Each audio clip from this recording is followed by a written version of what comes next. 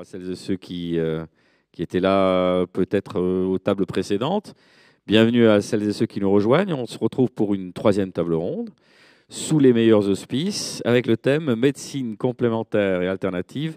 Faut-il les rejeter? Voici nos trois invités. Fantine, médecin généraliste, vulgarisatrice médicale, créatrice de la chaîne YouTube Fantine et Hippocrate. On est bon? On est pas mal. On est pas mal. Sébastien Canvet, vous êtes maître de conférence en droit privé, créateur de la chaîne de vulgarisation juridique. Vous avez le droit. Vous êtes un youtubeur, hein, quelque part, vous aussi. Oui, Oui, je crois qu'on peut dire ça. Youtubeur récent, je commence Oui, une c'est nouvelle un carrière. jeune youtubeur, frais et moulu. Un jeune débutant. François Morel, vous avez été pris d'une panique morale. Non, je plaisante.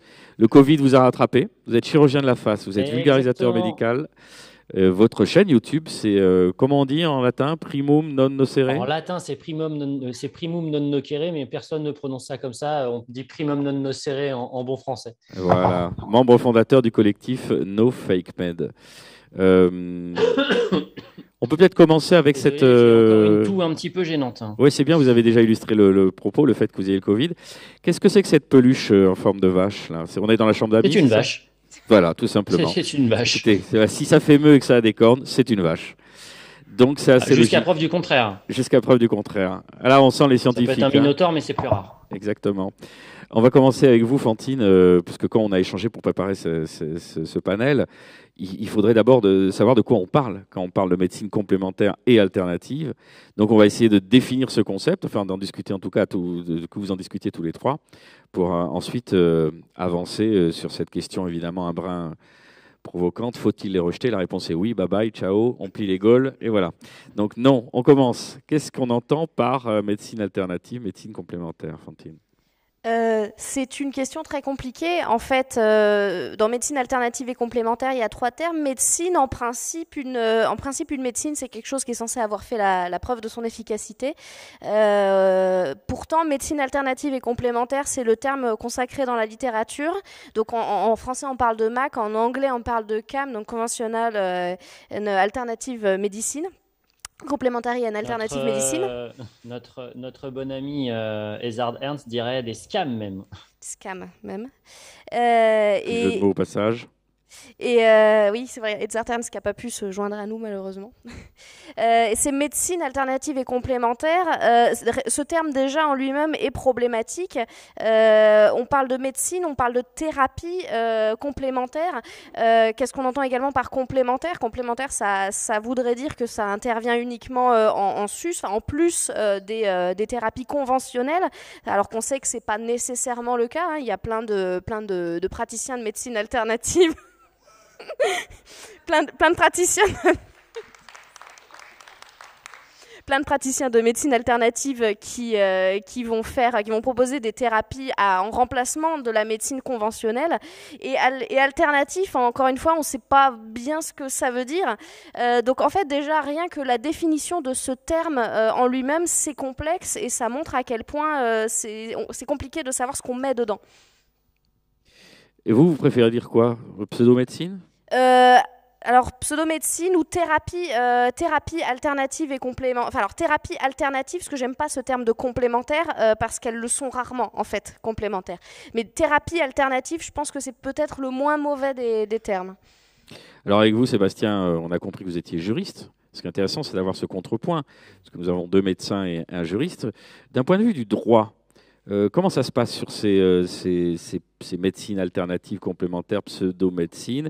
Est-ce que c'est considéré comme des disciplines à part entière? Est-ce qu'on est plus dans le domaine dit du charlatanisme, qui aurait une définition spécifique dans un code mais pas dans l'autre? Éclairez-nous un petit peu là-dessus. Vous savez, moi je suis un pauvre juriste avec une imagination au ras des pâquerettes du journal officiel. Oui. Donc c'est ce que c'est une définition nous stricte. Dit le législateur, c'est ce que nous dit la loi. Mettre le micro, oui, pardon, c'est ce que nous dit le législateur, c'est ce que nous dit la loi, qui va être considéré comme admissible ou pas. Il ne faut jamais oublier que le principe dans nos démocraties libérales, c'est la liberté. J'entends trop souvent dire des gens, il y a un vide juridique. Ben moi, il y a un équivalent pour le mot vide juridique, ça s'appelle la liberté.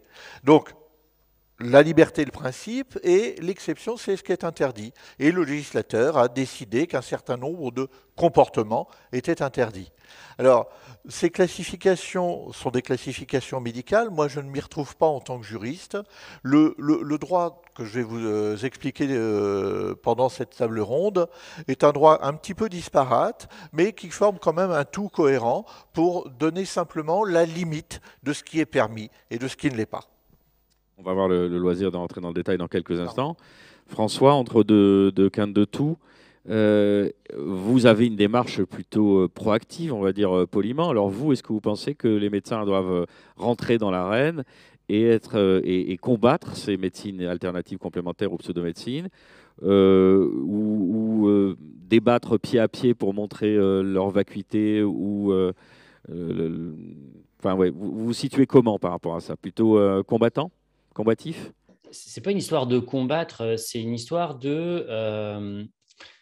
enfin, je suis là parce que, un, je suis vulgarisateur, mais deux, parce que je fais partie d'un collectif, comme vous l'avez dit, qui s'appelle le collectif NoFakeMed, et parce qu'on a fait une tribune, on a une démarche bizarrement, ce qu'on pourrait dire, d'intégration des médecines, enfin, c'est pas des médecines, enfin, des pratiques de soins non conventionnels, on va dire ça comme ça, parce que c'est pas de la médecine, c'est justement le principe. Le truc, c'est la médecine, elle est une et indivisible. Il y a les choses qui soignent et les choses qui ne soignent pas. Dans la médecine, il y a des choses qu'on a utilisées pendant un certain temps, puis on a arrêté de les utiliser. Et à l'heure actuelle, on se retrouve avec ce paradoxe où on a la médecine officielle, conventionnelle, et on a les soi-disant médecines alternatives. Et ça pose un problème parce que la médecine, encore une fois, elle est une et indivisible. Il y a ceux qui fonctionnent et il y a ceux qui ne fonctionnent pas. Donc, dire il faut les rejeter, il ne faut pas les rejeter, c'est pas tout à fait, c'est très limité. On garde ce qui fonctionne. Donc, ma démarche et la démarche du collectif dans lequel j'évolue, c'est de dire et tout ce qui fonctionne, on garde. Par contre, ce qui ne fonctionne pas, on ne garde pas. Ça ne sert à rien de conserver des choses qui ne gardent pas. Dans la médecine de tous les jours, on élimine des médicaments, on élimine des pratiques chirurgicales, on élimine des pratiques de soins qui ne fonctionnent pas ou qui ne font plus aussi effet qu'avant parce que on a trouvé mieux, quoi. Donc, il faut faire ça avec tout. Si c'est considéré comme de la médecine, ça applique les mêmes règles que la médecine. Si ce n'est pas de la médecine, ça sort du champ de la médecine. Donc, on n'est pas là pour les combattre, on est là pour remettre l'église au centre du village. C'est-à-dire que si on parle de médecine, ok, parlons de médecine. Mais à ce moment-là, il va falloir que tout le monde joue avec les mêmes règles. Sinon, c'est pas équilibré, quoi. Alors, il y a une dimension sociologique à tout ça, parce qu'on peut se dire légitimement, si les patients vont chercher des alternatives, c'est qu'ils n'ont pas forcément reçu soit une écoute attentive, soit un traitement qui les aura satisfaits. Il y a forcément un manque. Est-ce qu'il y a finalement un mea culpa à faire, ou en tout cas une remise en question des médecins, de se dire on n'a pas eu le temps, on ne sait pas l'adresser, ou il y a des lacunes dans notre formation? Qu'est-ce qu'on peut se dire par rapport à tout ça, Fantine? Plutôt que de jeter tout de suite l'opprobre sur ceux qui utilisent ces pratiques alternatives. Oui, bien sûr. Effectivement, il y a une grosse remise en question à faire de la part de tous les professionnels de santé. On parle des médecins, mais en fait, c'est tout le corps médical en lui-même, que ce soit les aides-soignants, aides-soignantes, les infirmiers, infirmières, les médecins, les chirurgiens, les assistants sociaux, enfin tout le corps médical et paramédical.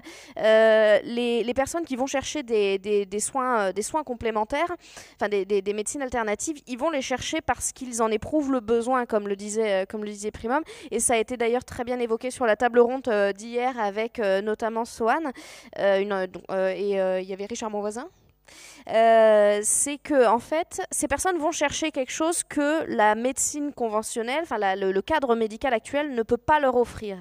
À l'heure actuelle, une consultation médicale en médecine générale, c'est dans la plupart des cas 15 minutes, au mieux pour certains praticiens 20 minutes. Il faut bien être conscient que quand vous arrivez avec une symptomatologie dépressive, le temps que le médecin vous passe la carte vitale, qu'il vous dise bonjour, comment ça va, qu'il se rende compte que peut-être il y a quelque chose qui ne va pas, qu'il fasse tout l'interrogatoire, un vrai diagnostic de syndrome dépressif, ça prend au minimum 3/4 d'heure. C'est un temps que le médecin n'a pas. Parce que le système de santé est fait comme ça et c'est un temps que va avoir l'acupuncteur, c'est un temps que va avoir l'ostéopathe, c'est un temps que va avoir l'aromathérapeute.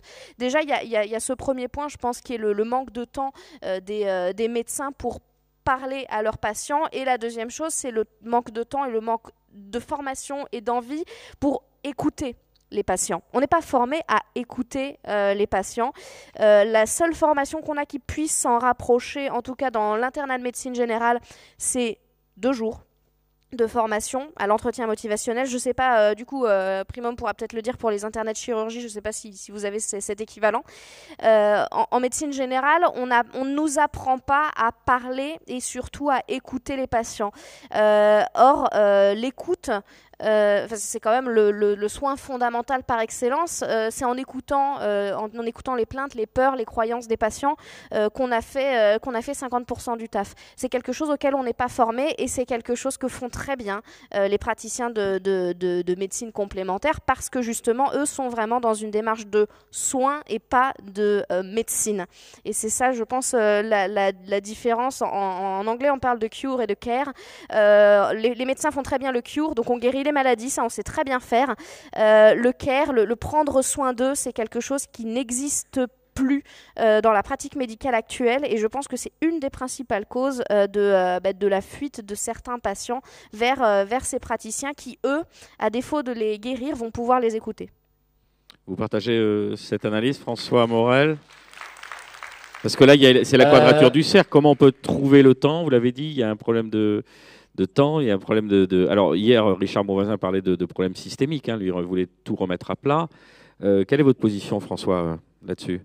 Alors, je souscris dans l'immense majorité à ce qu'a dit Fantine, parce que c'est de la pratique de tous les jours. Ensuite, je serais un peu plus nuancé sur... C'est pas que...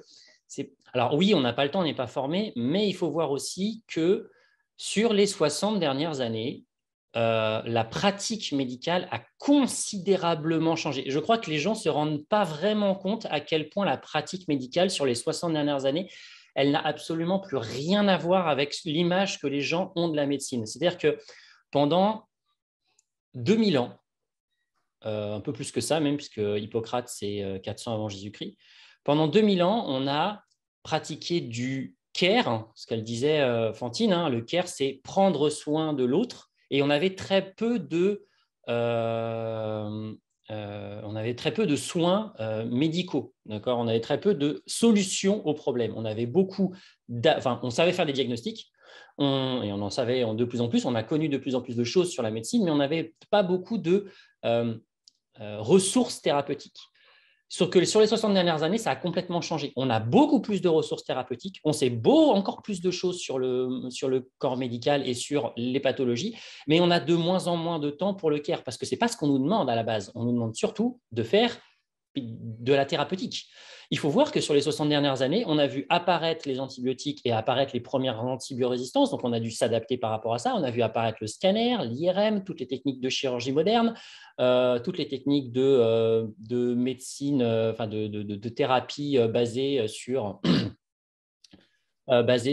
le génie moléculaire, le génie génétique, le génie chimique, toutes les techniques d'imagerie, de radiothérapie, de cancérologie. Voilà, je veux dire, les révolutions en cancérologie, ça date des années 90. La révolution en chirurgie, c'est des années 80. La révolution en imagerie, c'est des années 70.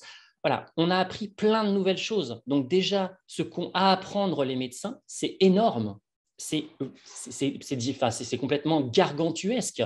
Entre la génération de mes parents et ma génération à moi, ce qu'on a appris en médecine, ça n'a strictement rien à voir. Donc, le truc, c'est qu'à l'heure actuelle, on nous demande beaucoup de thérapeutique, on nous demande de savoir beaucoup de choses.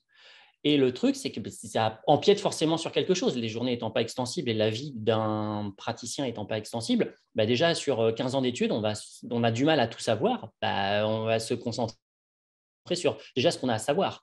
Et la pratique, elle se fait au lit du patient. Donc, on nous apprend des bases, parce que on a des bases quand même. Ok, il y avait l'histoire de l'entretien motivationnel. Par exemple, pour annoncer une maladie grave, un cancer par exemple, on a des bases, mais chacun y trouve sa pratique. Il n'y a pas le petit manuel de l'annonce de la maladie grave, quoi. C'est de la pratique de tous les jours, de la sensibilité du praticien, de plein de choses. Donc, oui, il y a un progrès à faire là-dessus, et c'est parce qu'il y a ce manque d'écoute, parce qu'on nous a demandé surtout d'être des techniciens, qu'il y a un problème. Mais c'est le revers de la médaille. C'est-à-dire qu'on nous a demandé beaucoup de techniques, on a perdu beaucoup de care. Le truc, c'est que le récupérer, ça va être compliqué et il ne va pas falloir renier sur la thérapeutique. Et là, ça va devenir compliqué. Et pour ça, il n'y a pas 40 solutions, il faut beaucoup de monde. Alors nous avons un témoignage sur ce plateau, le témoignage d'un repenti, appelons-le Sébastien C. Sébastien, on n'a pas transformé votre voix, mais vous pouvez témoigner à visage découvert. Est-ce que ça vous est arrivé de faire appel à une médecine alternative ? Oui, effectivement, j'ai fait appel à l'homéopathie afin d'éviter de perdre mes cheveux.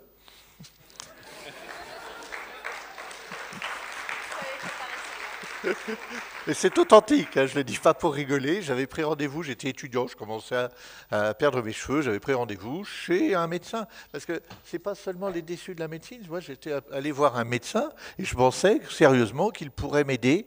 Et vous pouvez constater, les plus astucieux et les plus perspicaces d'entre vous pourront constater l'efficacité de la médecine en question. Et en l'espèce, c'était un médecin. Il n'y avait pas une démarche d'aller vers quelqu'un d'autre. Hein, je ne suis même pas un repenti.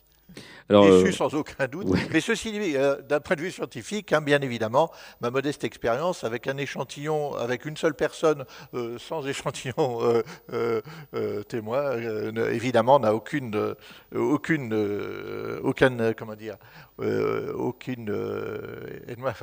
valeur de preuve. Voilà, aucune, bien évidemment, ça ne prouve pas. Alors là, que on en sourit, mais il peut y avoir dans ces pratiques. Donc, on a vu quelque part, c'est la quadrature du cercle, parce que vous l'avez dit, on n'a pas le temps, on n'est pas suffisamment formé. Vous l'avez dit là aussi, François, on est passé, il y avait une somme considérable à digérer, à ingurgiter en tant que praticien, et qui nuit forcément à l'aspect relationnel dans le care. Alors, donc ça laisse le champ libre à toutes ces alternatives. Et comment on fait pour rattraper ça? Parce que comme vous le décrivez, il va y avoir ces deux parallèles qui vont jamais vraiment se croiser. Vous allez dire, bon, on n'aura pas le temps d'apporter cette écoute et ils vont continuer à prospérer. Alors juste, je rebondis juste sur ce qu'avait dit François tout à l'heure par rapport au manque de temps, etc. Il y a aussi un autre facteur qui rentre en jeu, c'est que les médecins à l'heure actuelle ont bizarrement l'idée saugrenue de vouloir avoir une vie familiale, une vie privée, et de ne pas vouloir travailler jusqu'à 21h le soir. Et ça participe aussi mais du ça, vous manque le dites de de façon temps. ironique, mais on vous le reproche. Et Oui. on s'est dit, attendez, c'était mieux avant. Mon médecin de famille venait, il y avait les visites à la maison. Maintenant, vous êtes tous des flemmards, les jeunes.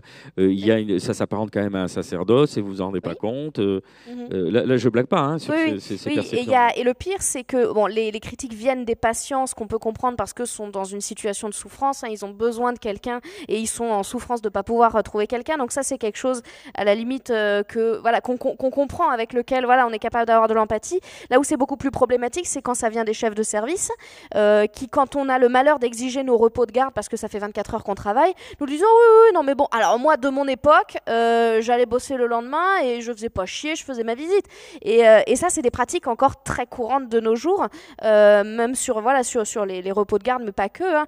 Quand on a le malheur de dire, est-ce qu'aujourd'hui je pourrais partir un peu plus tôt parce que je voulais juste passer la soirée en famille, on nous regarde avec des gros yeux en disant, mais enfin t'es médecin, t'as choisi, non. Enfin voilà. Donc ça, c'est autre chose, c'est une autre chose qui participe aussi du manque de temps.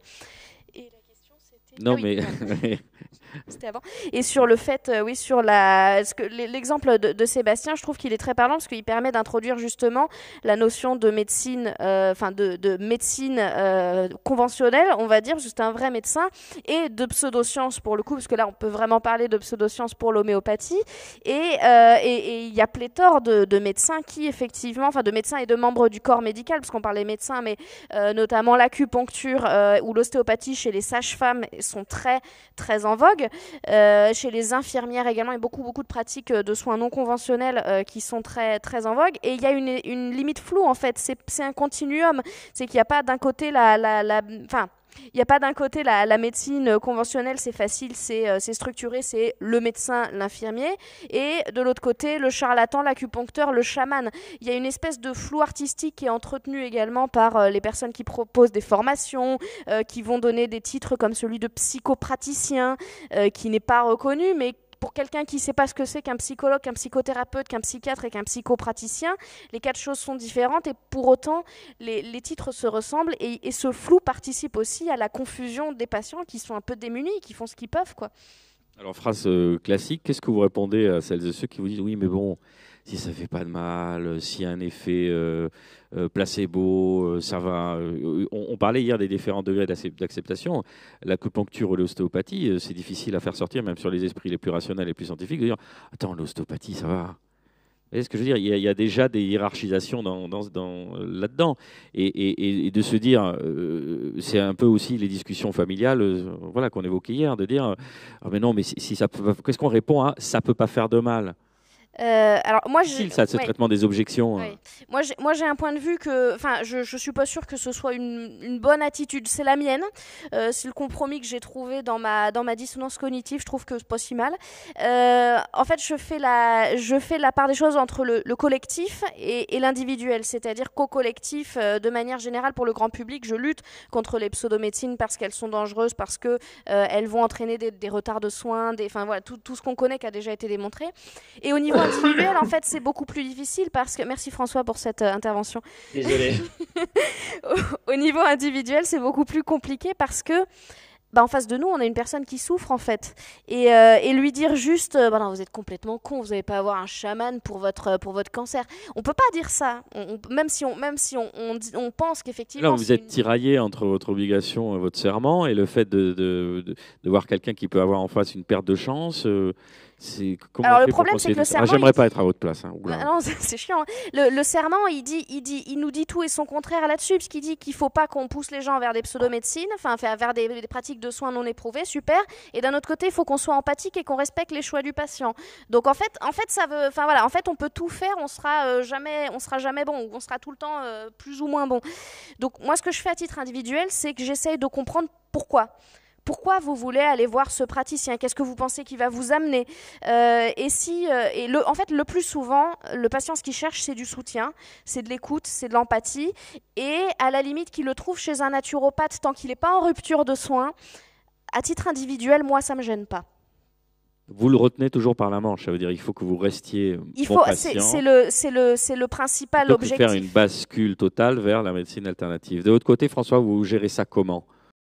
Moi, je suis moins exposé à ce genre de choses parce que, en tant que chirurgien, les gens, quand ils viennent me voir, ils ont un problème. Mais je suis quand même exposé à des problèmes on va dire de professionnalisme au niveau médical, avec des choses qui ne sont pas forcément recommandées, indiquées, tout ça.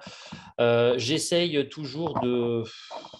Alors, pour le coup, moi, je me base plutôt sur le côté collectif, comme disait Fantine. Moi, mon action, elle essaye de... en tant que vulgarisateur et dans le cadre du collectif, vraiment de rediscuter d'un point de vue collectif sur qu'est-ce que c'est qu'apporter une preuve d'efficacité en médecine. Dans ma vie de tous les jours, j'en ai très peu en fait. Dans ma pratique de tous les jours, j'en ai très peu. Et quand j'en ai... c'est vrai que contester un chirurgien de la face, ouais, moi, j'aurais pas fait ça comme ça. Non, on voit pas quelqu'un qui vous dirait ça d'entrée de jeu, quoi. Ouais, non, mais enfin, c'est surtout, alors, j'en ai vu beaucoup, j'en voyais beaucoup quand j'étais en cancérologie, mais en cancérologie, l'histoire, elle est toujours la même. Hein.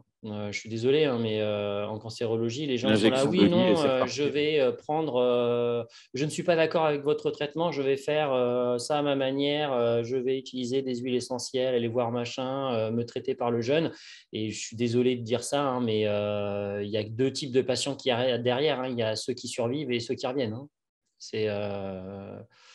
Et ceux qui reviennent, ils sont toujours dans des états qui sont très compliqués, et ceux qui survivent, et les autres, ils ne survivent pas en fait. Ils survivent pas en fait. Donc, c'est aussi pour ça qu'on n'a pas beaucoup de retours dans ma spécialité, dans celle que je faisais avant. Il n'y a pas beaucoup de retours des échecs, parce qu'ils ne parlent pas, les morts. Hein. C'est un petit peu. Alors justement, puisqu'on arrive à cette extrémité, là, on va être sérieux encore plus 2 minutes. Je me tourne vers le juriste. On a quand même un arsenal pour se prémunir contre ça. On dit, nous, dans le grand public, l'exercice illégal de la médecine. Vous allez nous expliquer ce que c'est. La mise en danger d'autrui. C'est partie quand même des deux axes qui peuvent préserver finalement.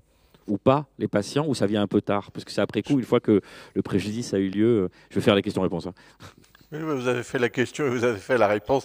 quand vous dites prévenir, non, souvent le droit, alors c'est vrai qu'il y a un droit préalable, c'est-à-dire l'organisation du métier avec les prérequis, le prérequis, diplôme. tout à Ouais. fait, avec la définition de ce qu'est le praticien, le médecin, ainsi que les autres praticiens médicaux. Mais l'essentiel du droit va intervenir a posteriori, c'est-à-dire quand le mal est fait, quand les choses sont parfois définitives. Hein. Alors, il y a un droit tout d'abord qui va... l'ensemble du droit est là pour protéger le patient et une partie du droit est là aussi pour protéger le milieu médical, bien évidemment. Alors, l'exercice médical, pardon, je vais y arriver.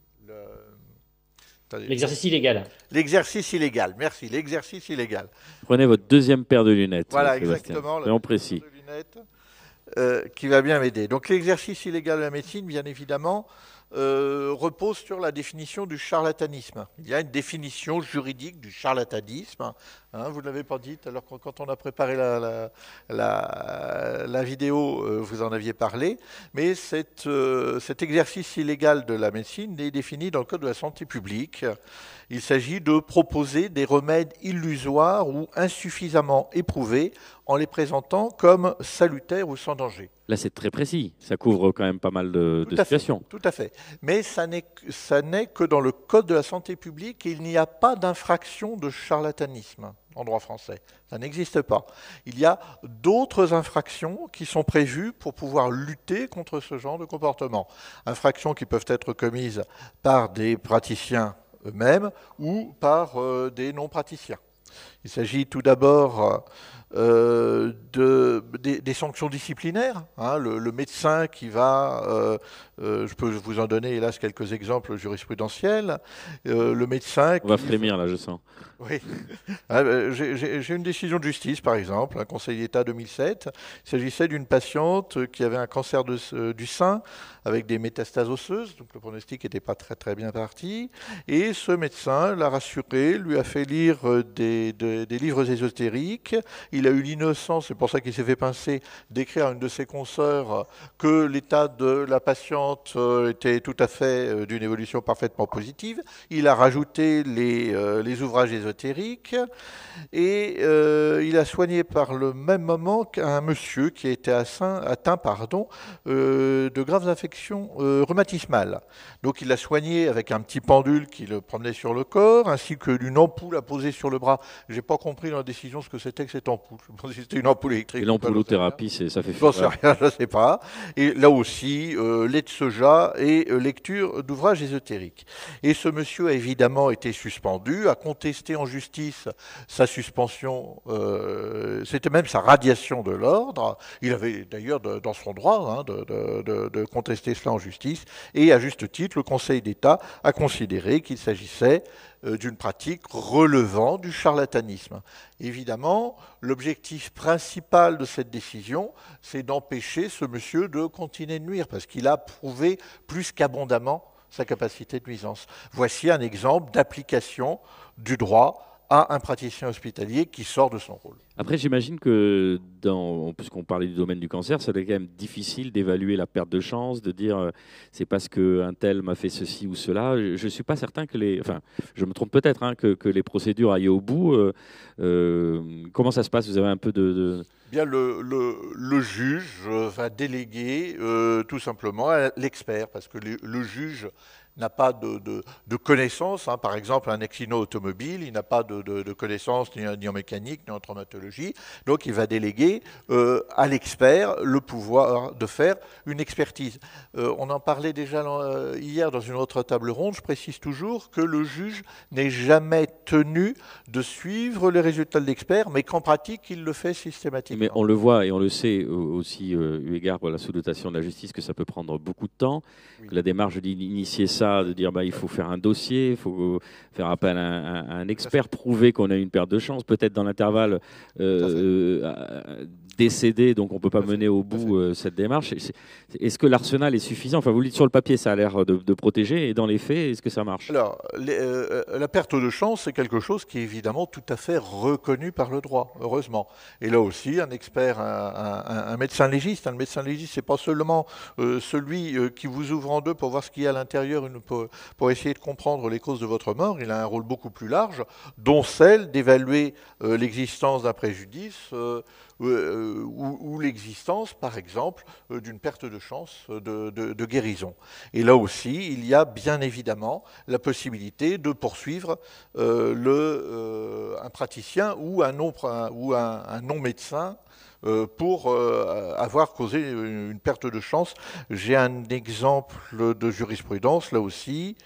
Il s'agissait, si je me souviens bien, d'une personne qui avait été poursuivie pour une infraction de mise en danger. L'infraction de mise en danger, c'est une sorte de couteau suisse du droit pénal dès qu'il s'agit d'une atteinte aux personnes, et c'est utilisé en particulier, enfin entre autres, je veux dire, en milieu pour les conséquences médicales.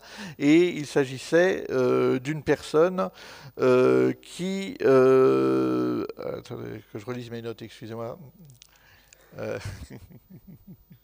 Oui, d'une personne qui, sur le conseil, là aussi, de son médecin, avait refusé provisoirement de prendre certains traitements qui pouvaient donc la soulager, et au profit de traitements non éprouvés. Là aussi, il y a eu l'infraction de mise en danger de la vie d'autrui, et le praticien a été condamné. Je ne sais pas si ça répond précisément à votre question.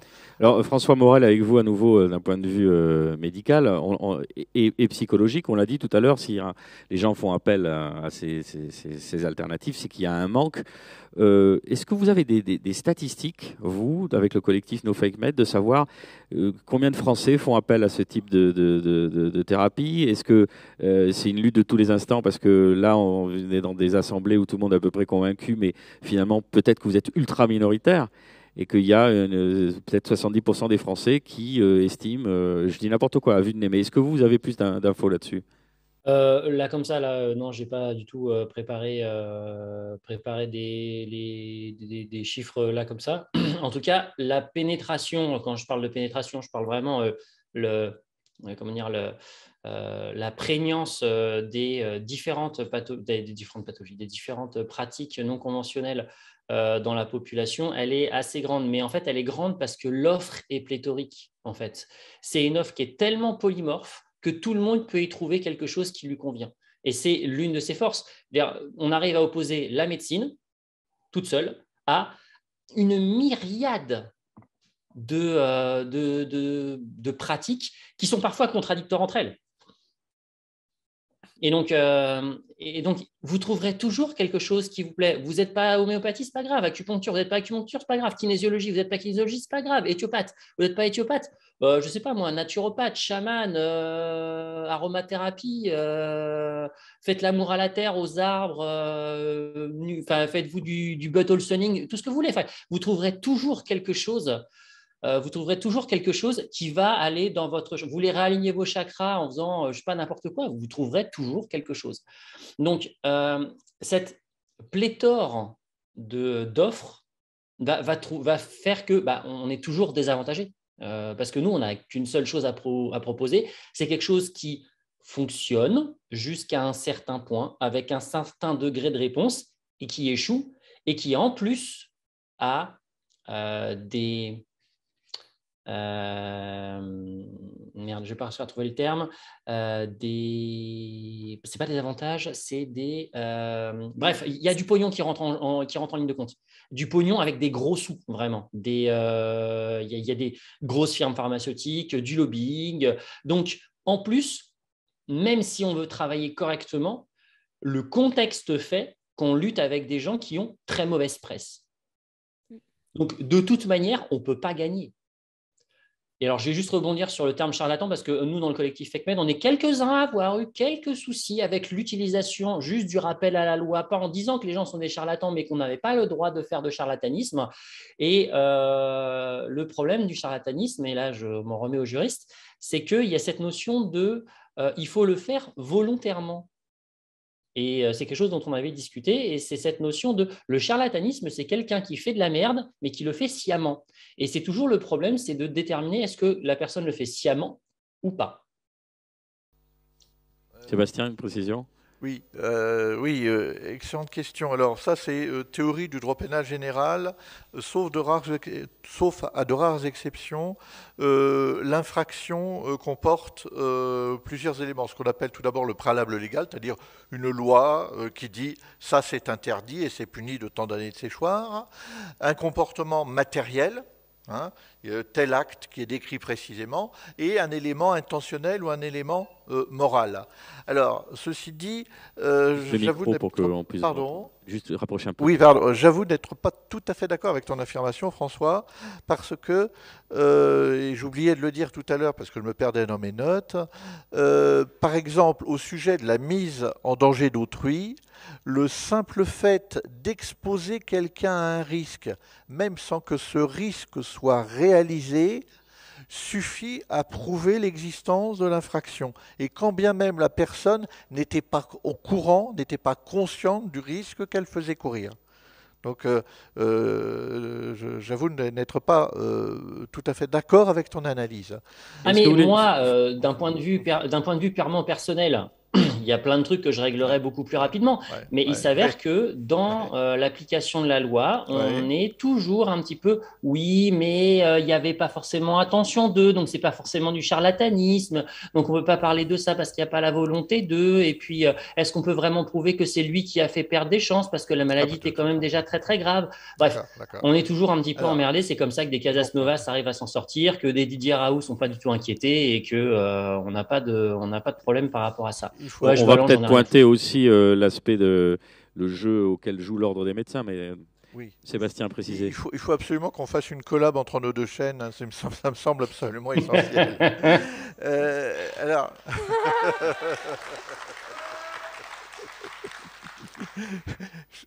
Pour répondre et pour rebondir sur ce que tu dis, au sujet de l'exercice illégal de la médecine, j'ai regardé un petit peu ce que disait la jurisprudence. L'infraction d'exercice illégal de la médecine est constituée, même lorsqu'il n'y a pas d'atteinte à la santé, je l'ai dit tout à l'heure, même lorsque le produit est délivrable sans ordonnance, que le produit soit efficace ou qu'il ne le soit pas. Hein, on ne peut pas se défendre en disant « j'ai pas fait d'exercice illégal de la médecine parce que le produit n'est pas efficace ». Ça ne tient pas devant le juge qui condamne quand même. Que le produit soit payant ou qu'il soit gratuit, dans tous les cas, le juge sanctionne. Alors, je parlais. Alors, moi, je ne comprends pas pourquoi on n'a pas de. Il y a des gens qui arrivent encore à sévir les Crystal Pipi et autres vendeurs de jus. J'arrive pas à comprendre qu'ils arrivent encore à sévir. Parce que quand on t'écoute, ça a l'air hyper simple. François, parce que nous sommes dans une démocratie et que le principe, c'est la liberté d'abord et que l'on trinque quand on excède de cette liberté et qu'on passe de l'autre côté de la barrière. Il y a peut-être des procédures qui sont engagées actuellement, qui ne sont pas encore menées à terme. Je voulais juste revenir sur le côté d'une justice parallèle. Enfin, je parlais de l'ordre des médecins tout à l'heure. On a l'impression qu'on s'intéresse à cette problématique, pour aller dans votre sens, François, que les instances ordinales, je ne sais pas si on les appelle comme ça chez vous, mettent beaucoup de temps à réagir, voire sont d'une neutralité qui pourrait conférer à la malveillance parfois, en disant mais pourquoi ils ne les mettent pas au d'état de nuire, pourquoi ça ne va pas aussi vite qu'on le voudrait. Quand on oppose des médecins dits de bonne foi, ils sont convoqués. Alors en plus, c'est un genre de justice, vous allez nous en parler, Sébastien, c'est pas une justice classique, c'est une justice privée un peu alternative. Donc parfois il suffit qu'il y ait des potentats ou des barons locaux qui se jugent entre eux, et donc la personne un petit peu séquente ou alternative ou d'un collectif No Fake Med va se faire convoquer. Il y a un aspect en plus, je ne sais pas, presque humiliant de se dire je suis dans mon bon droit et pourtant mes pairs vont me juger de telle ou telle façon. Qu'est-ce qu'on peut dire finalement sur l'ordre des médecins sans attaquer spécifiquement, hein, je reste neutre. Mais... Je n'ai aucun problème en tant qu'universitaire à l'attaquer si j'estime qu'il est attaquable. Ce que je constate, c'est qu'il n'y a effectivement pas toujours une volonté très très claire des ordres pour poursuivre les comportements déviants et qu'ils ont plutôt tendance à poursuivre leurs propres membres pour des raisons disciplinaires. Il y a en gros, c'est pas une justice parallèle, hein, il y a une justice, c'est organisé par la loi, justice disciplinaire qui correspond donc... Oui, pardon, mais c'est comme le tribunal de commerce, on peut avoir parfois un petit doute sur l'impartialité. C'est un autre problème. D'accord. C'est un autre problème. Je préfère ne pas m'aventurer. Donc c'est une forme de justice. Oui, tout à fait. Mais qui, à mon avis, ne bouge pas assez. Je vois très rarement les ordres des médecins, y compris l'ordre national, essayer de s'élever contre les pratiques des praticiens de soi-disant médecine tous. On a fait une belle collab à laquelle tu as travaillé au sujet de Médoucine, qui se présente comme le Doctolib des médecines alternatives. Apparemment, ça n'a pas fait changer grand-chose du côté de l'ordre. En fait, c'est pas qu'ils le font rarement, c'est qu'à ma connaissance, ils ne le font pas. À croire que ça ne les intéresse pas. Alors, pourquoi et comment? Oui, on en est réduit à des conjectures, à leur prêter des... Mais parce qu'en fait, ils répondent pas à la question. À aucun moment, enfin plusieurs fois, je me suis vue interpeller l'ordre, que ce soit par mail, sur les réseaux sociaux, par téléphone directement. J'avais réussi à avoir une représentante du CNOM de la région. Elle ne m'a pas rappelé. Je l'ai appelée sur son numéro privé, elle ne m'a pas rappelé, Ah non, en fait, on ne sait pas leur position parce qu'ils sont complètement muets sur la question, à croire qu'ils ont peur de s'y confronter. Et c'est vraiment problématique parce qu'en fait, s'il y a bien un levier qui devrait être utilisé, avant tout pour protéger les patients, le but c'est pas de mettre des amendes et de foutre les gens en tôle, le but c'est que ces gens arrêtent de nuire. Parce qu'il y a le naturopathe du coin qui va faire un peu d'écoute active et qui éventuellement va proposer 2-3 compléments alimentaires. C'est pas celui-là qui va être le plus dangereux. Le plus dangereux, c'est effectivement les grands pontes qui sont médecins, qui ont leur doctorat de médecine, qui en font la presse, qui en font la publicité, et qui derrière vont proposer des traitements dangereux, des traitements non éprouvés, qui vont faire des essais cliniques illégaux. En tout cas, à la déontologie fort douteuse. Il n'y a pas que Didier Raoult. Des médecins qui ont mis des années avant d'être radiés de l'ordre, alors qu'ils ont pu sévir en toute impunité. Et ça, c'est pas normal. Donc, s'il y a quelqu'un du Conseil de l'ordre qui voit cette vidéo, faites quelque chose, quoi.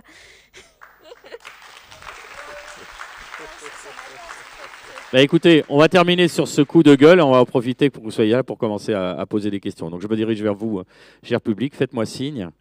Voilà, des questions, il va y en avoir pas mal. Le temps qu'on pose des questions, moi, par rapport au Conseil de l'ordre, je pense que c'est des inutiles. Il faut dissoudre cette assemblée et tout recommencer. Voilà. Alors là... Ok, première question. Sans l'avoir dit, je souscris. C'est des vieux tout moisis inutiles. Très bien. Allez-y, je vous en prie.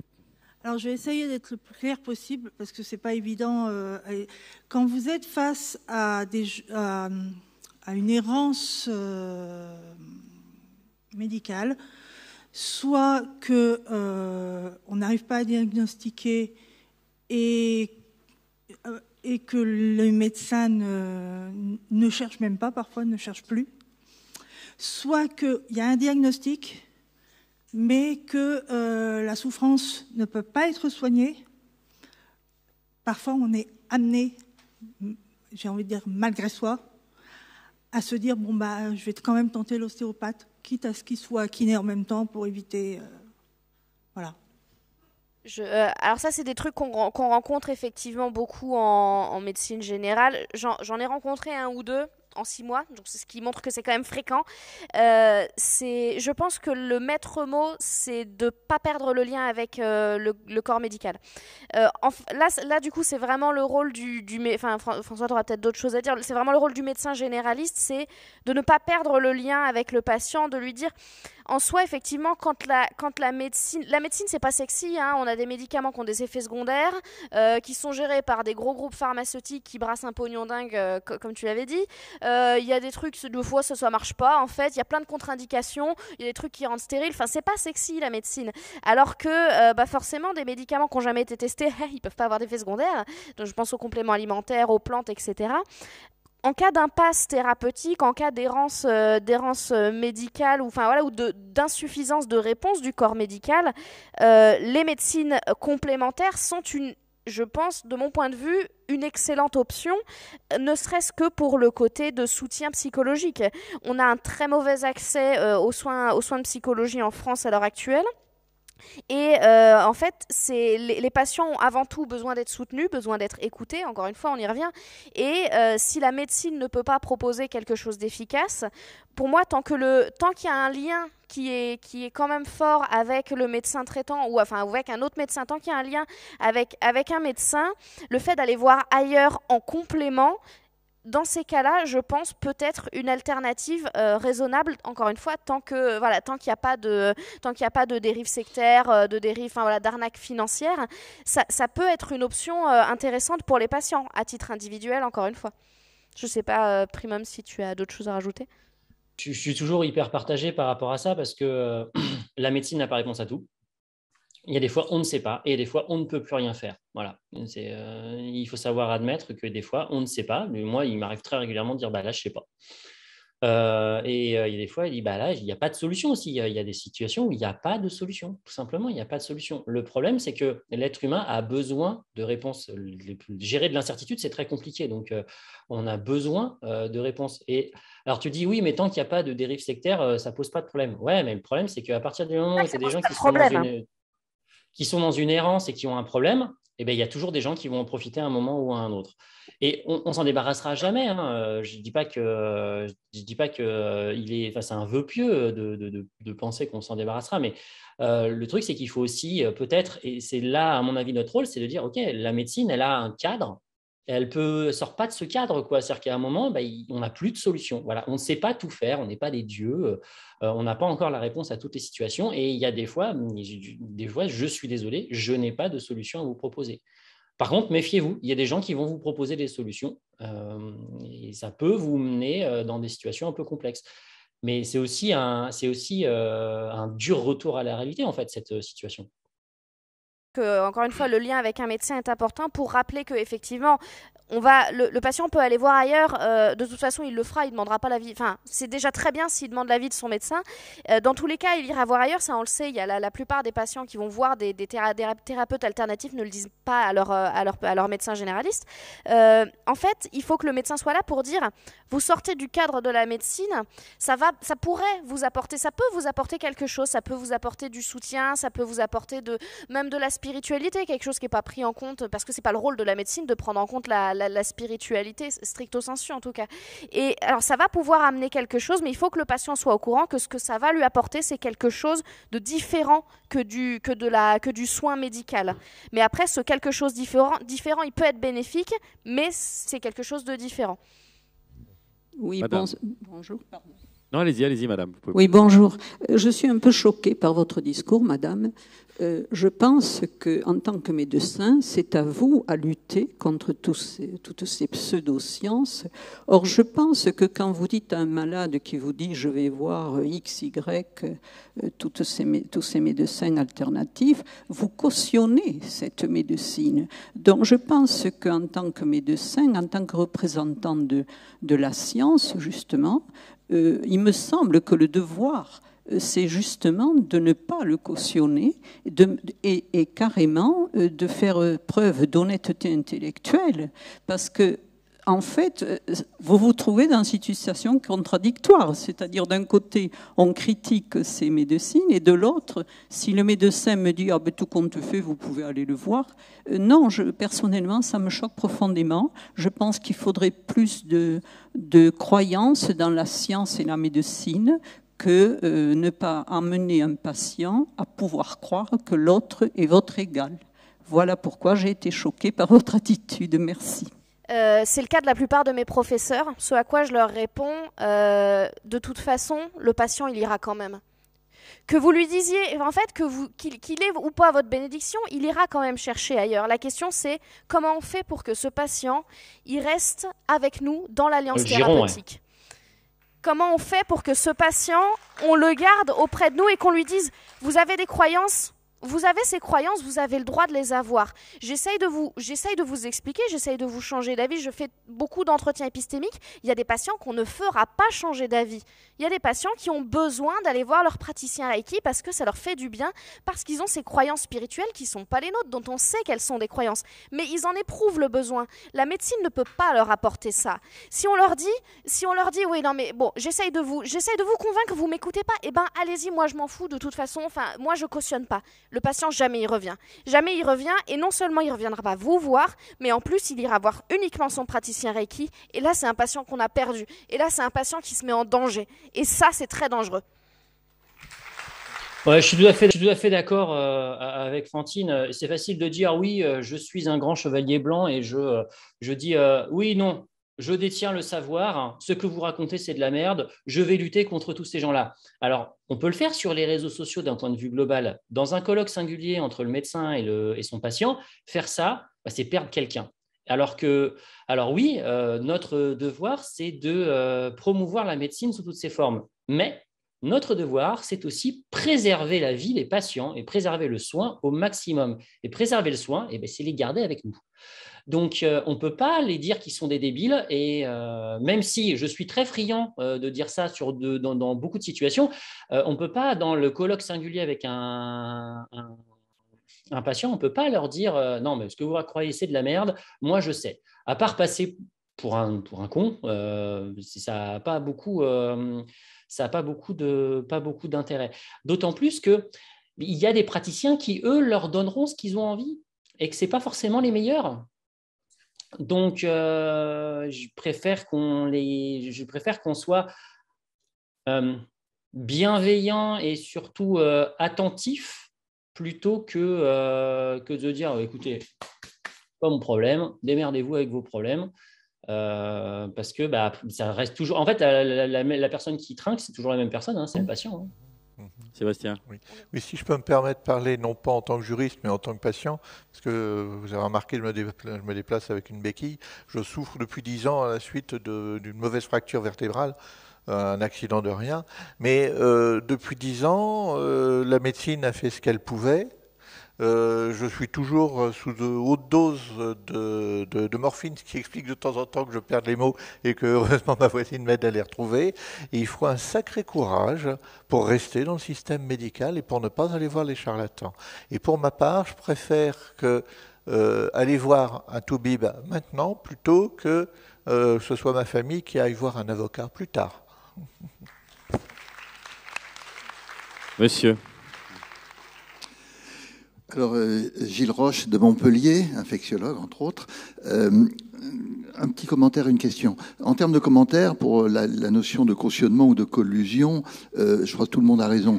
Et je reprends ce qu'avait dit, je crois, François Morel, il faut différencier ce qu'est attitude collective et générale et attitude personnelle et colloque singulier. Et on n'aura pas le même comportement. Dans le colloque singulier, on est complètement coincé, et vous avez bien raison de dire qu'on ne peut pas. Il ne faut surtout pas rompre la relation, mais au niveau plus général, par contre, là, il faut être intransigeant. Et alors, ma question, elle est sur... alors, il y a plein d'autres commentaires qu'on pourrait faire, bien sûr, sur ce sujet passionnant, mais une question pour M. Canvet, au niveau de ce qu'on peut faire et au niveau légal. Bon, premier barrage, la loi, on est d'accord, on est hors la loi, on est puni. Deuxième barrage, des choses qui ne sont pas prévues par la loi, mais qui vont, d'un point de vue déontologique, ne pas être acceptables. Donc là, c'est le code de déontologie. On a le Conseil de l'ordre qui a un retard invraisemblable et qui est très coupable d'une inactivité flagrante. Et puis, avec une base souvent de compte de déontologie ou de serment d'Hippocrate, dans lequel on dit quand même qu'il faut traiter les patients dans l'état de l'art. L'état de l'art qui le décide, c'est la communauté médicale et scientifique du moment, et en utilisant les bonnes pratiques. Et alors là, c'est là qu'on voit toute interprétation. Et quand on n'a pas la réponse au niveau du code de déontologie, après, le dernier rempart, si on suit d'ailleurs ce que disait Axel Kahn, c'est l'éthique. Et l'éthique, c'est finalement ce qui échappe à tout le reste. Parce que s'il y a quelque chose qu'on juge soi-même éthique, mais qui est hors la loi, désolé, la loi prévaut. Et au niveau de l'éthique, alors là, comment on fait, quoi? C'est ça ma question. Qui va juger qui juge que c'est éthique? Alors évidemment, il y a les lois de bioéthique qui ont 15 ans de retard, il y a tout ça. Comment on fait, quoi, pour ce troisième point? Merci de me souhaiter bon courage. Pourtant, vous avez 4 heures. Oui. Et en plus, je faisais partie jusqu'à une date récente moi-même d'un comité d'éthique, à savoir celui de l'INRIA. C'est pas parce que j'ai fait 2 mandats de 3 ans que je vais pouvoir vous répondre très très facilement.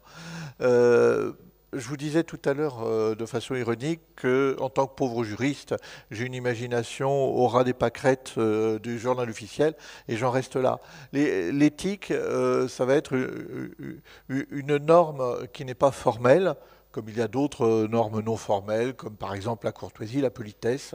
Et pour moi, l'éthique est plutôt de cet ordre-là.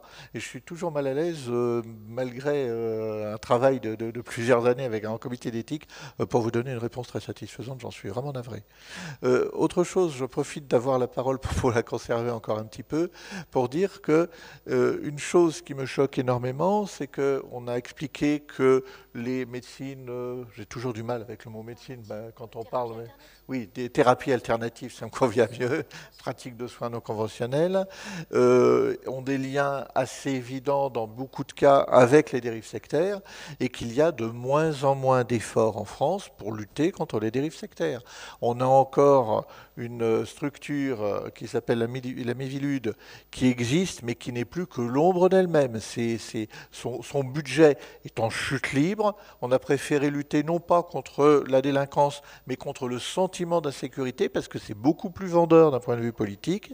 Et on se retrouve avec cette institution qui n'a pratiquement plus aucune efficacité. Et le seul recours que l'on a d'un point de vue juridique, c'est les patients ou la famille quand c'est trop tard, et d'un autre côté, la presse, les médias en général, dont les vulgarisateurs, puisque apparemment, de temps en temps, pas encore en matière médicale, mais dans d'autres domaines, j'ai des collègues vulgarisateurs, youtubeurs, qui ont été comment dire, j'allais dire interpellés, pas au sens judiciaire, mais qui ont été invités par des forces de police ou de gendarmerie pour leur donner les informations qu'ils ont eues. Je pense entre autres à une affaire Pierre Orca qui n'a rien à voir avec le milieu médical, oui. Qui s'est retrouvé... Oui, quoique, parce qu'il est compliqué, il part dans tous les sens. Et j'espère peut-être que notre modeste travail pourra servir de base à certaines poursuites. Je l'espère. Je n'ai pas d'informations, mais croyez bien que vous serez informés quand on le saura. Alors, il y a beaucoup de questions, donc il y aura beaucoup de frustrés, j'annonce à l'avance, parce qu'on doit bientôt clore la table, et je m'en excuse. Allez-y. Ma question est encore pour Monsieur Canevet, mais qui s'éloigne un peu, je ne sais pas si vous saurez me répondre. On entend beaucoup de mutuelles parler avec fierté, notamment dans leur publicité, de rembourser quid les naturopathes, les ostéopathes, etc. Or, moi, je veux bien que les gens aillent voir des chamans, des naturopathes, etc. Mais je n'ai pas forcément envie de cotiser pour leur payer ça via une mutuelle. Et je voulais savoir si ça faisait partie du cadre des libertés des entreprises qui sont soumises aux mêmes législations que des entreprises standards, ou si il y avait un cadre spécifique qui encadrait ce que pouvaient faire ou non les mutuelles. C'est très très intéressant. Oui. Je n'avais pas pensé à la chose. J'étais en train de réfléchir s'il n'y aurait pas complicité. Non, j'ai pas l'impression qu'il y ait complicité, contrairement à l'affaire Médoucine, par exemple, où il y a clairement une complicité d'exercice illégal de la médecine. Le fait de rembourser ce genre de choses, à mon avis, si c'est une mutuelle, si vous êtes mutualiste, j'aurais plutôt tendance à vous dire, essayez à l'intérieur de la mutuelle de poser les questions, voire de vous faire élire pour essayer de faire changer les pratiques, mais je ne vois pas trop d'angle d'attaque plus précis à vous fournir pour le moment. Alors moi, j'ai peut-être 2-3 petites choses. Je vais peut-être juste rajouter 2-3 petites choses. Et là, je ne sais pas si Richard Monvoisin est dans la salle, mais en tout cas, je le salue s'il est là. Je vais le paraphraser. Déjà, il faut commencer par arrêter d'appeler ça des mutuelles. Il y a des mutuelles, mais la grande majorité sont des assurances privées. Donc déjà, il faut arrêter de leur lustrer le chinois en leur disant que ce sont des mutuelles, là, ils sont très gentils. Non, c'est des assurances privées. Donc, c'est des assurances privées, elles assurent contre des risques ou elles permettent de faire du remboursement. Donc, à la limite, elles font de la publicité. Ça, c'est la première chose. Déjà, les remettre à leur place. Ce sont des assurances. La deuxième chose, il faut militer pour qu'on arrête d'avoir une part de le remboursement du tarif sécurité sociale qui soit attribuée aux mutuelles de manière obligatoire. Le tarif sécu devrait être remboursé par la sécurité sociale. Le problème avec ça, c'est que ça oblige les gens à à payer un tribut à une assurance privée, alors qu'on devrait à la limite juste cotiser pour la sécurité sociale. Alors là, c'est de la politique, c'est un avis personnel, mais vous voulez faire ça, faisons disparaître les 35% de remboursement par les complémentaires santé pour la sécurité sociale. Parce que c'est une porte d'entrée obligatoire dans un système privé qui privatise la santé et ça vous permet d'avoir des forfaits pour soigner avec les plantes, les pierres, tout ce que vous voulez. À partir du moment où on n'aurait plus que la partie qui est non sécu, les gens choisissent ce qu'ils veulent. Je vous rejoins, je vois pas la personne, donc je lui fais coucou là, mais la personne qui a posé la question, mais je vous rejoins. Oui, je comprends que vous n'ayez pas envie de cotiser pour un truc dont vous vous foutez complètement. Dans un système idéal, on va dire, les tarifs sécu seraient remboursés par la sécu et les gens, ils ont envie d'avoir des médecines complémentaires, et ils ont un forfait complémentaire pour les médecines complémentaires. Voilà. On devrait pouvoir avoir le choix, effectivement. Mais ça, c'est de la politique. Alors, on va prendre, je l'ai dit, vous allez être frustré, on va prendre 3 dernières questions. Monsieur. Bonjour, je me présente, je suis médecin généraliste depuis 40 ans. Enfin, il y a 40 ans, on s'est battu contre les médecins, on a échoué. C'est pas ça que je voulais dire. Fantine, tu as un peu généralisé en disant que les médecins généralistes n'ont pas le temps. On peut très bien se donner le temps en revoyant les patients plusieurs fois, contrairement à une consultation rapide à l'hôpital. C'est ça. Moi, je pense que le plus important, c'est que quand les gens ils vont mettre un cierge à Lourdes, ou quand ils consultent M. Diaby, qui est guérisseur, ils savent où ils vont. Le grand danger, c'est quand un cabinet de médecin ou de paramédical se transforme en cabinet de magicien. C'est-à-dire qu'il faut savoir ce magie praticien. Oui. Moi, quand je suis médecin généraliste, je suis médecin généraliste. Et j'explique aux gens que quand ils veulent aller voir une autre pratique, je ne vais pas les attaquer de front, mais j'essaie de leur expliquer que, d'une part, ce n'est pas de la médecine alternative, ce sont des pratiques qui peuvent être plus ou moins déviantes, que je ne reconnais pas, mais que j'essaie quand même de prendre le temps de leur expliquer, et j'explique ça en disant que ils vont avoir affaire à une démarche d'autosuggestion librement consentie. Autosuggestion, ça veut bien dire ce que ça veut dire. C'est-à-dire que le cerveau et le corps, ce n'est pas deux choses différentes. J'essaye de leur expliquer que nous sommes un corps unique, que notre cerveau reçoit des milliards d'informations en permanence et le corps n'envoie pareil. L'autosuggestion, ça marche. C'est pas forcément, ça se voit dans tous les domaines. Librement, c'est-à-dire qu'ils sont libres. Ils peuvent aller voir l'homéopathe, ils peuvent aller à Lourdes, ils peuvent aller tout ça. S'ils ont le zona, je ne vais pas leur dire d'aller voir un guérisseur, ils se démerdent. Et librement consenti, c'est-à-dire ils consentent à ce soin. Par contre, dans mon cabinet, j'ai tout à fait le droit, non pas de cautionner ou d'être... J'ai ma liberté et mon devoir également de leur dire, ce n'est pas de la médecine, vous avez le droit d'y aller, mais je vous rappelle, et je prends le temps de leur expliquer, on peut les voir en plusieurs séances, c'est de l'autosuggestion librement consentie. Voilà, ça c'est le maître mot qui peut expliquer. C'était un témoignage plus qu'une question, non? C'est un témoignage. Je suis en même temps à AFIS, Infosect, et dans le temps, on s'est battu contre des médecins, on a échoué. Voilà. Bon, bravo, merci. Je rebondis juste en une phrase. C'est très intéressant et surtout c'est très engageant. Ça fait plaisir Enfin, tous les médecins généralistes ne prennent pas ce temps et c'est bien de montrer qu'il y en a qui le font. Et c'est cool. Bonjour. Déjà, merci donc aux invités, aux personnes du REC. Je voulais savoir, étant donné qu'il y a quand même beaucoup de thérapeutes complémentaires, est-ce qu'il serait possible de travailler avec eux pour essayer qu'ils vous envoient également des gens pour qu'ils soient suivis? Je ne sais pas, puisque si c'est possible de faire cette chose. Alors là pour le coup, on va répondre individuellement parce que je pense pas qu'il y ait de vrai. Moi, j'aurais beaucoup de mal dans le sens où là, pour le coup, en fait, ça revient ça dépend vraiment de la pratique. C'est-à-dire que si la personne en question, que ce soit un naturopathe ou quoi que ce soit, se considère comme un praticien de bien-être. Je pourrais l'envisager. À partir du moment où il se considère comme un praticien de santé, ce qui est faux, En fait, ça revient à faire un partenariat, et là, pour le coup, ça revient vraiment à avoir un partenariat professionnel, et avoir un partenariat professionnel avec quelqu'un qui pratique le charlatanisme.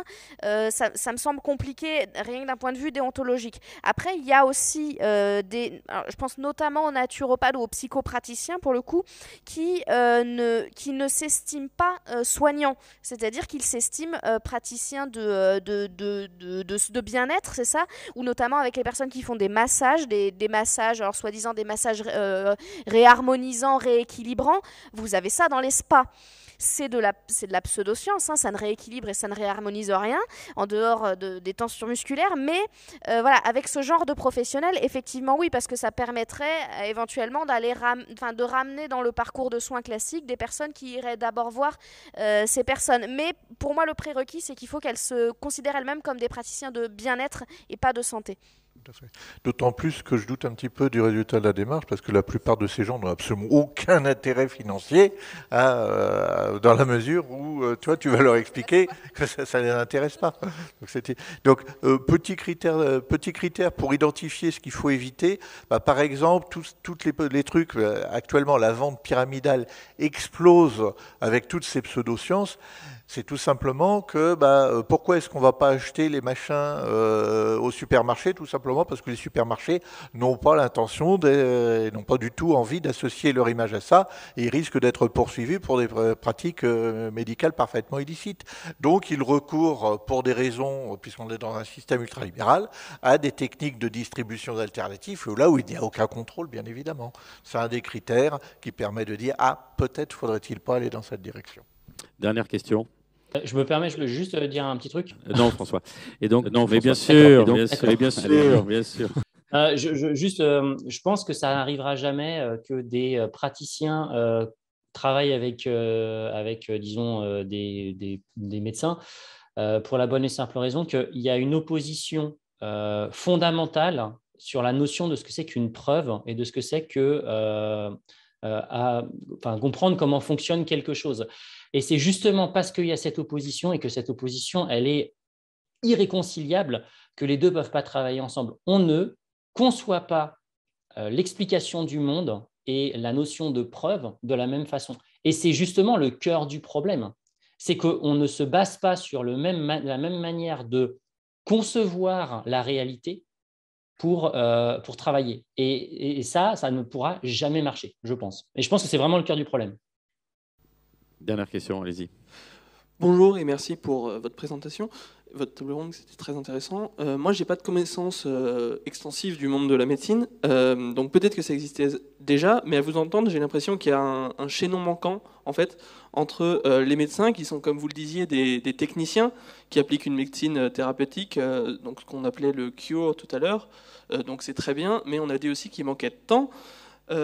Est-ce qu'il ne faudrait pas finalement un autre métier, une nouvelle formation qui s'occupe plus du care, quelque chose qui serait complètement accolé à des médecins généralistes qui soient dans tous les cabinets de médecine et qui s'occupent d'écouter les patients, de la prise en charge et de les mener vers une prise en charge vers des vrais médecins qui pratiquent une médecine proof-based, mais plutôt que de laisser ce rôle de care aux pseudomédecines et aux fake med, comme on est obligé de le faire actuellement, en fait. En fait, c'est le rôle du médecin de famille. En fait, c'est le rôle du médecin généraliste, c'est le rôle fondamental du médecin généraliste, c'est d'écouter, de comprendre, de poser un diagnostic, ou en tout cas les prémices d'un diagnostic si c'est des diagnostics un peu complexes, de traiter si c'est de la pathologie bénigne ou des choses qu'il sait faire, et d'orienter, si nécessaire, vers les spécialistes chirurgiens ou médecins. Et en fait, ce rôle-là d'écoute, de care, etc., c'est complètement fondamental dans le rôle du médecin généraliste. Le seul problème, c'est qu'en fait, on ne ne choisit pas, enfin les futurs médecins, donc les étudiants en médecine, ne sont absolument pas recrutés entre guillemets dans leurs études pour leur capacité d'écoute et d'attention. J'ai un ami qui a fait, c'est véridique pour le coup, j'ai un ami qui a fait médecine parce que ses parents lui ont dit non mais fais médecine, t'es bon en maths, en SVT, tout ça. Ça c'est très fréquent. Hein. Et puis lui, bon, écouter les gens, ça l'intéressait pas trop. Les gens de manière générale, ça l'intéressait pas trop. Donc il est devenu chirurgien. Non, alors mieux. Ça aurait pu. Non, il est devenu anapathe. Ouais, voilà, exactement. Tu spoil tout. Et il est mais non, mais je disais comme ça en fait. Hein. Mais oui, non, mais il est vraiment devenu anapathe. En fait, en 5e année de médecine, il s'est dit merde. En fait, si je deviens médecin, je vais devoir parler à des gens toute la journée, et moi, j'aime pas ça. Et il s'est dit c'est fantastique. Il y a des spécialités médicales, on n'a pas besoin de voir les gens. Et donc du coup, il a fait de l'anatomopathologie. Donc en fait, il regarde des microscopes toute la journée, il regarde des morceaux de gens. Mais c'est un super métier. Alors. L'anatomopathologie font 95% des diagnostics. Hein. Oui. Non, ce sont des gens formidables, vraiment. Mais en fait, voilà, le truc, c'est qu'il est arrivé dans cette filière-là, il est arrivé après 5 ans d'études à se dire merde, en fait, j'aime pas ce qu'on me propose après. Et en fait, jusqu'à, je sais pas, tu m'arrêtes si je me trompe, mais jusqu'à l'internat, globalement, on doit avoir à tout casser 20 heures de cours, tout compris sur 6 ans de relations patient-médecin. Parce qu'en fait, encore une fois, c'est comme François le disait, on est formé à être des techniciens et pas à être des soignants. On est formé à être technicien parce qu'il y a énormément de choses à savoir. Hein. C'est pas parce qu'on est con et que voilà, c'est juste que il faut voir.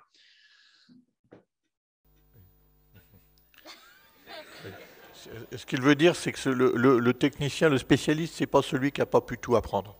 Voilà. Il faut réactiver le micro, François. Parmi mon micro, autant pour moi. On n'a juste pas le temps, quoi. Et c'est déjà compliqué. En fait, non, la solution, c'est pas d'inventer un métier supplémentaire, c'est juste d'avoir plus de monde.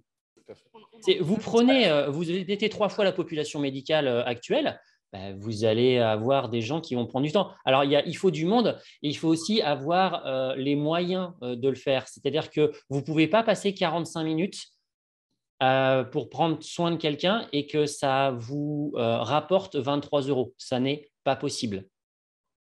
À un moment ou à un autre, il va falloir que des choses bougent. Il y a quelque chose qui ne marche pas. Il y a aussi ça. Et c'est valable pour toutes les spécialités. Hein. Moi, je travaille beaucoup avec des gens, avec des dentistes. Vous voulez des meilleurs soins dentaires, il ne faut pas que la carie soit à 28 balles, quoi.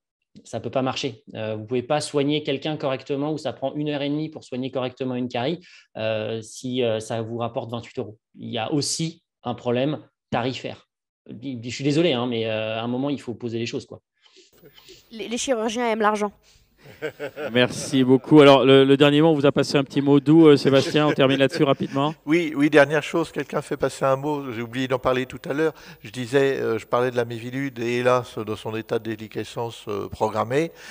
Quelqu'un faisait passer un mot, parfaitement raison, j'avais oublié de le dire. Il disait, il existe aussi des associations de prévention et d'information, y compris en local, et on m'a fait passer le petit papier. Surtout, si vous avez ce genre de problème pour vous ou pour vos proches, n'hésitez pas à vous rapprocher de ces bénévoles qui font un excellent boulot.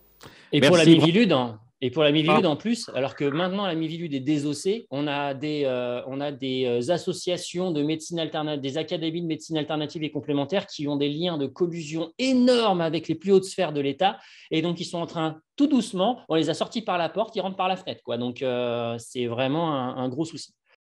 Ça marche. Merci beaucoup. Bravo encore à vous. Merci d'avoir été là.